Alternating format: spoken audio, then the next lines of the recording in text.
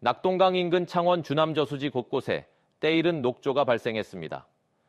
평년보다 한 달가량 빨리 발생한 것인데 주남저수지는 농업용수 공급원이어서 인근 생태계 전반에 대한 모니터링과 대책이 시급하다는 지적입니다. 박명선 기자가 보도합니다. 경남 창원 주남저수지입니다.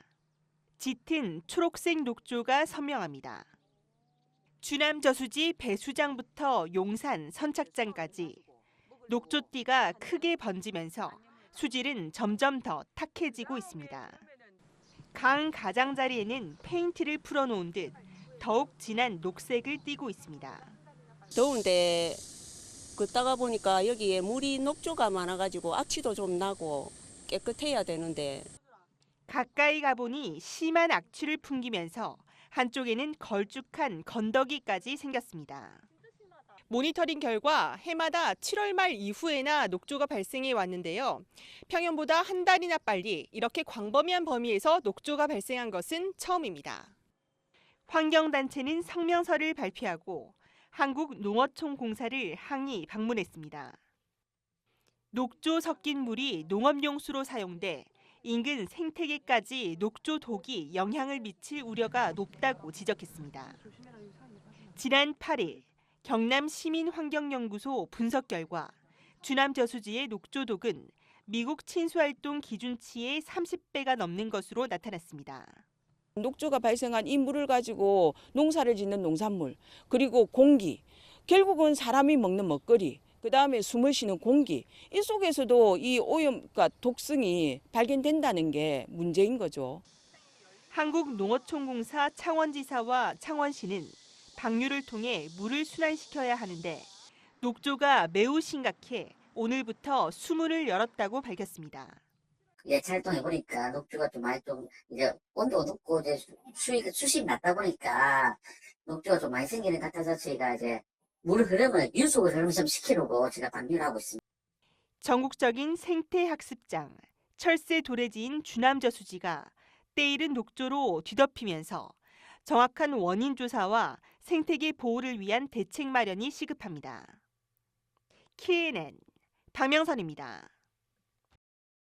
아이 키우기 좋은 도시가 되기 위해서는 아이를 데리고 어디든 쉽게 다닐 수 있는 교통 환경이 중요한데요. 기존 임산부를 위한 교통정책에서 나아가 아동을 위한 교통정책이 필요하다는 지적입니다. 김민욱 기자가 보도합니다. 운행 중인 택시 한 모니터 화면에 콜이 뜹니다. 임산부 콜택시 마마콜입니다. 마마콜은 지난 2020년 3월 전국 광역 단위 최초로 부산에서 시행된 제도입니다. 출산 뒤에도 1년까지 아이와 이용할 수 있습니다. 이 임신부는 전체 요금 9,400원 가운데 2,600원만 냈습니다. 이제 결혼한 지도 얼마 안 됐거든요. 차가 마련이 안 돼 있는데 출산 이후에도 아이들 병원 데리고 갈 때 이걸 활용할 수 있으면 너무 좋을 것 같네요. 지난 3월 지원금이 월 2만 원에서 4만 원으로 확대되면서 이용객은 증가 추세입니다. 지난 2020년 4만 5천여 건에서 지난해 9만 4천여 건, 올해는 지난달까지 8만 1천여 건을 넘겼습니다. 마마콜 고객을 모실 때는 상당히 예의주시합니다. 신호나 차가 들어오는 거 차로 변경하는 차량이라든지 운전에 대단한 조심스러운. 경남도 18개 시군 가운데 10곳이 임산부 등 교통약자를 위한 바우처 택시를 운영하고 있습니다. 창원에서는 임신부가 출산 뒤 1년까지 일회 요금 1,500원을 월 20만 원 한도로 이용할 수 있습니다. 이렇게 마마콜이 임신부들로부터 호응을 얻고 있는 가운데 여기서 한 발 더 나아가 아이들을 위한 카시트가 필요하다는 목소리도 있습니다. 서울에서는 올해부터 모든 구에 카시트가 있는 엄마 아빠 택시를 운영해 24개월 이하 아동 한 명당 1년에 10만 원을 지원하고 있습니다. 아무래도 카시트나 그런 큰 차가 도입이 된다 하면은 택시 이용하는데 조금 더 편리해서 잘 이용할 수 있을 것 같긴 해요. 이에 대해 부산시는 대형 승합차 구입, 운영의 효율성 등 여러 가지 측면을 검토해 보겠다고 밝혔습니다. 그리고 주로 이용한 곳이 보면 병원이나 약국 등이거든요. 그러니까 아이를 키우는 부모들은 어쩔 수 없이 가야 되는데 차가 없는 경우나 운전이 미숙한 경우에는 사실은 카시트가 달려있는 택시가 있다면 아이 키우기 좋은 도시로 한 발짝 더 나가는 방법이 아닌가 생각합니다. 말로만 아이 키우기 좋은 도시가 아닌 수요자가 필요로 한 교통정책에 대한 고민이 필요해 보입니다. KNN 김민욱입니다. K컬처뿐만 아니라 K의료도 뛰어난 실력과 의료기기의 정교함을 인정받아 해외에서 큰 인기를 끌고 있는데요.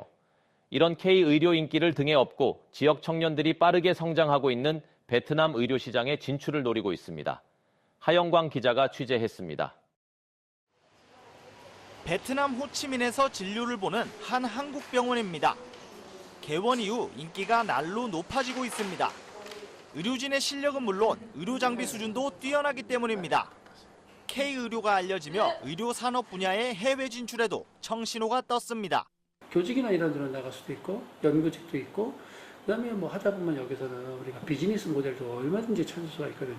이 사람들이 아직은 안 돼 있고 앞으로 해야 될 부분들을 우리가 채워준다고 하는 쪽은 우리 정부의 의료 분야 공적 개발 원조 사업도 확대되고 있습니다. 국내 의료진은 베트남 의과대학에서 선진 교육법을 적용해 교육에 나섭니다. 화상 강의실을 만들어 비대면 교육도 진행합니다. 베트남에서 한국 의료에 대한 수요가 높아지며 한국 학생들이 다양한 의료 산업으로 진출할 길도 넓어지고 있습니다. K-의료 해외 진출 상황을 직접 확인한 지역 대학생들, 의료 분야로 해외 진출의 꿈을 세워봅니다. 의료 관광이나 새로운 의료 기기들 아니면은 전산 쪽 이런 쪽으로 길이 있는 걸 보니까 제가 아무래도 보건행정학과에 재학 중인 만큼 의료 전산 쪽이 조금 더 발전이 된다면 그런 분야로도 도전을 해보고 싶다 이런 생각을 했던 것 같습니다. 하지만 외국 의료인의 현지 취업이 규제로 묶여있는 상황. 대신 의료 관련 다양한 사업으로 진출하려는 움직임이 커지고 있습니다. 의료에서 꼭 뭐 진료라는 것뿐만이 아니라 무릎 보호대라든지 허리 보호대라든지 그런 제품도 같이 따로 움직이는 거죠. 이때 우리 학생들이 거기에 진출할 수 있는 그런 기회가 되면 더욱더 좋겠죠. AI 부분이라든지 최첨단 부분에서는 또 저희가 강국이다 보니 접목해서 다양한 발전도 베트남 의료기기 시장은 7년 사이 2배가량 커졌는데 90%가량을 수입에 의존하고 있습니다. 디지털 헬스케어 시장도 연평균 30% 성장하고 있어 기회의 땅으로 평가받습니다. 최근 부산의 한 종합병원도 베트남 현지 병원 설립을 추진하는 등 지역 청년들이 의료 분야로 해외에 진출할 길이 넓어지고 있습니다. KNN 하영광입니다. 오늘 새벽 1시쯤 부산 해운대구청 인근 도로를 달리던 한 승용차가 가로등을 들이받고 뒤집어지는 사고가 발생했습니다. 사고 이후 운전자는 곧바로 택시를 타고 도주했으며 경찰은 해당 운전자를 추적하고 있습니다. 창원대학교가 폴란드, 네덜란드와 방산 분야 중심 협력을 추진합니다. 창원대 박민원 총장은 폴란드에서 최대 방산 기업인 WB그룹과 루카시에비치 항공우주연구원, 매크로 시스템 등을 잇따라 방문해 교육 분야 교류 협력을 논의했습니다.